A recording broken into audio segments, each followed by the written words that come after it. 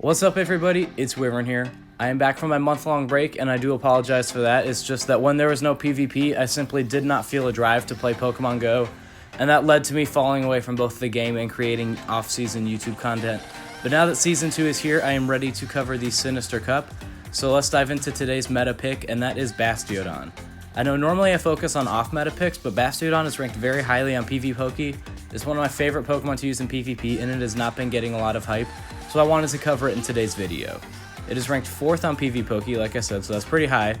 It's going to beat Cresselia, Lugia, Drifblim, Bronzong, Haunter, Mawile, Dusclops, Gardevoir, and a Lowland Marowak as some of the more on-meta Pokemon that it beats. And it's going to lose to Steelix with that Earthquake, and then all of the fighting types. There are definitely some other surprise Pokemon that could beat it, like a Golurk with that ground type would probably be able to come in and beat it, but I haven't seen any of those, so that's not what I'm concerned about. But with all that being said, it does win 62%. So without further ado guys, let's dive into some footage and let's see how Bastiodon performs in the Sinister Cup. In this first match, we are going to lead with Drifblim. I believe it's a very good Ghost Slayer if you do not have a Legacy Shadow Ball Haunter. So here we get the positive matchup against a Lowland Marowak. And we see he has the Fire Spin on the Lowland Marowak here as well, so Hex isn't going to be hitting us super effective. But we still see that Fire Spin definitely doing a good chunk of damage to us for a fast move. We're going to go ahead and go for that Ominous Wind. I don't have the Shadow Ball, and Ominous Wind is what you're going to want to be using most of the time with Drifblim anyways, just because it has a chance to boost stats and it costs less energy, and it's still going to hit Ghost type super effective. So we see it doing a good bit of damage to the Lowland Marowak there.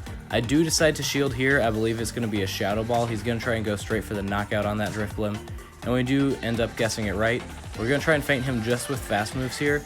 We see another charge move coming through, and I know he hasn't gotten enough hexes in, or sorry, Fire Spins to get to another Shadow Ball. So we know that's going to be a Bone Club, and we don't need to shield it. Now immediately we're going to hit whatever comes in with an Ominous Wind. It's our only charge move, so there's really no reason to save it. Don't want anything coming in and knocking us out really quick, so like I said, we're just going straight for that Ominous Wind. Ends up being a Dusclops, so we're in another positive matchup, and we are able to get another Ominous Wind off to either deal some damage to this Dusclops or burn a shield.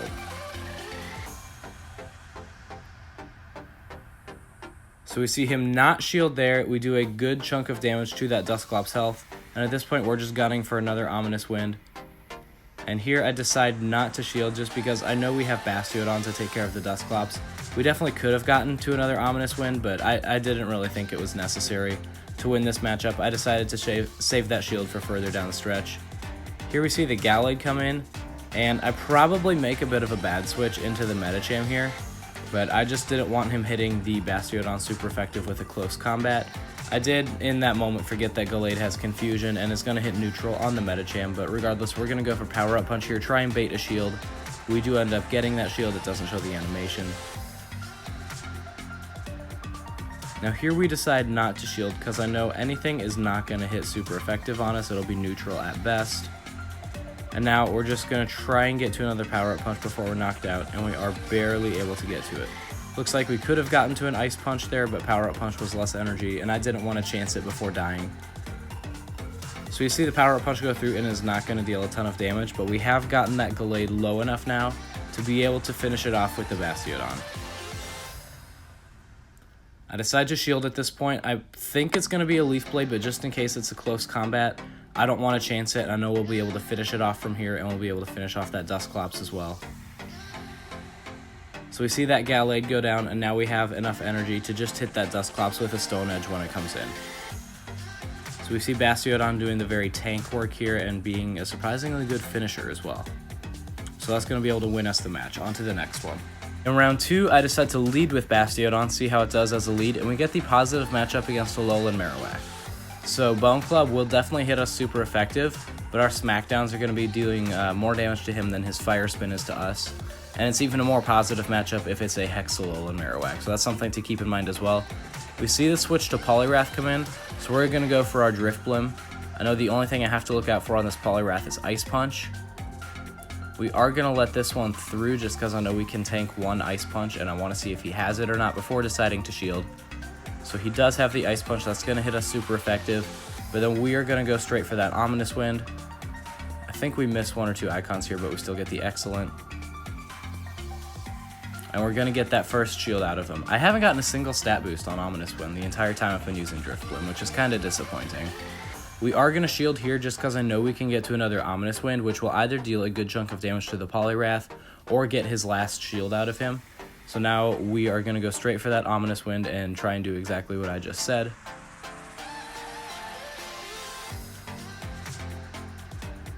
So you see the Ominous Wind does go through there. Unfortunately, it doesn't deal as much damage as I would have hoped it would do. But now we are able to come in with the Lowland Marowak. Gonna let that switch timer tick down just a little bit.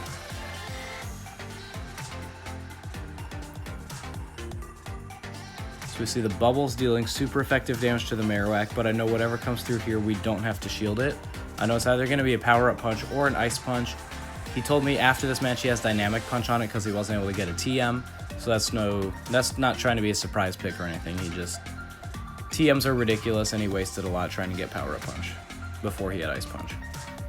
So now we see ice punch not dealing that much damage to the Lowland Marowak there. And we are going to go straight for a Shadow Ball on whatever comes in. He had Mawile on his team, which is why I'm very jumpy on the fast moves when something's switching in. I don't want that just to come in and feint us with Bite before I'm able to think about what fast move to use. Shadow Ball is just the better move to go with there, so that's why I chose what I did. And now this is one I did not need to shield because remember we have the Bastiodon to take care of this Lowland Marowak. So that was kind of a waste of a shield there on my part. That was a poor play. But regardless, we are going to be able to get up to the Shadow Ball and going to be able to finish it off with just that. So now we have 2 Pokemon left, he has 1 left, and it ends up being a Claydol, which is one I have not played against. Bone Club, even if we would have been able to get to it, would not have done anything, so we were just going straight for the Shadow Ball there. We're going to go for Flamethrower here. I probably should have gone for Stone Edge, but like I said, I haven't practiced against Claydol, so I wasn't really sure what to do. I kind of wanted to test the both of them out and see how much damage they would do. But I know at this point, this is going to be an Earth Power, so that's probably going to lose the match for us. So Claydol, another one that I didn't talk about in the opener, that is going to be able to beat Bastiodon, just because nothing Bastiodon has is going to hit Claydol super effective. Hardly even neutral. It's going to resist pretty much everything, and it's going to have that Earth Power that's going to hit for 4 times on the Bastiodon. So it looks like Flamethrower, I think, just did a tiny bit more damage, but regardless, we are going to lose this match and head into Game 3. In Game 3, we're going to switch things up once again and lead with Alola Marowak, and we get what I believe to be a positive matchup against Claydol. Like I said, it's not one I've researched much, so I don't know its positive and negative matchups, but I think our Ghost type is going to be enough to be able to take it down. We do have to look out for that Earth Power. We see the Confusion doing a good bit of damage to us, and we're going to try and Shield Bait here with the Bone Club. We're going to overcharge just a little bit, so he thinks it's maybe going to be that Shadow Ball and try and keep that Claydol alive. Unfortunately, he does not shield there, so we could have gone for the Shadow Ball and probably finished off the Claydol. But regardless, we are going to shield here just to try and keep the Marowak alive because I think Earth Power would bring us into the red, if not knock us out. It's a very powerful move. And now we are going to overcharge a bit again, charge up a little bit more energy, and go for the Bone Club once again. Maybe try and get that shield out of him this time. And it does end up working that time. And now we are just going to go straight for that Shadow Ball. The Claydol was low enough. We might have been able to finish it with a Bone Club, probably not, but regardless, I just wanted to go for the Shadow Ball before it was able to knock us out, get to another Earth Power, or finish us with just Confusions alone. So now we see the Steelix come in, and we are barely able to get to a Bone Club before it's able to knock us out. I think he said after the match he had Thunderfang on this one, so that is an interesting play as well. That's also not one I've practiced against. We see even for super effective, Bone Club does not deal that much damage to the Steelix, but regardless, we are going to be able to come in with our Medicham. And if you guys watched Wazap's first video, he talked about how he hates that Medicham v Steelix matchup. If you haven't seen his video, I will definitely link him down in the description. I didn't mention it, but he's the guy I'm battling in this video. He's usually the guy I'm battling against. So he switches out the Steelix when he sees that Medicham. So we're going to follow that switch with Bastiodon, and I decide not to shield there because I know he hasn't charged up enough energy for it to be anything other than a Leaf Blade. So we are safe from that close combat, and we're going to go for the Stone Edge against this Gallade. We do get the same type attack bonus, and he is going to shield that there. And I know, once again, he has not charged up enough energy for a close combat, so I know this is going to be a Leaf Blade, and we are going to be safe from the Gallade. Still does a decent bit of damage, but not enough to be concerned about it.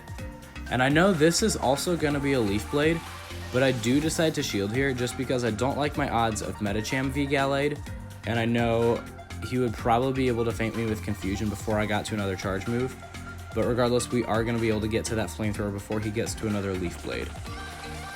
So even though Bastiodon does beat Gallade, it's a very, very close matchup, and especially if he shield baits with a Leaf Blade and then gets a close combat through, you're pretty much screwed. Now we see this negative matchup of Steelix v Bastiodon. We see that Thunderfang definitely doing work. Not able to get to a Flamethrower. So I know he's going to be able to hit the Medicham with a free charge move. I presume it's going to be an Earthquake, but nothing I can do about it since I don't have any shields left. We see Earthquake doing a solid bit of damage, but regardless, we are going to be able to get to our Power-Up Punch before he's able to get to another charge move, and that is going to be just about enough to knock him out. I think it takes 1 or 2 counters after this to finish him. So Power-Up Punch did not deal as much as I thought to Steelix, but regardless, we are going to be able to take that match. So my final opinion on Bastiodon is that it is a very powerful tank Pokemon. I know Steelix is also very good in this meta, but I'm still not sure why Bastiodon isn't getting anywhere near the same amount of hype. I think it certainly has its place in this meta, and it will certainly be on my team of 6 for Sinister. So you guys can look out for that on my Sinister Cup recap videos as well. You saw that notification up top at the end of last battle. Wizap7's new video is up, so be sure to go check that out as well. That will be linked in the description. But anyways, guys, thank you so much for checking out today's video, and until next time, guys, I'm Wyvern.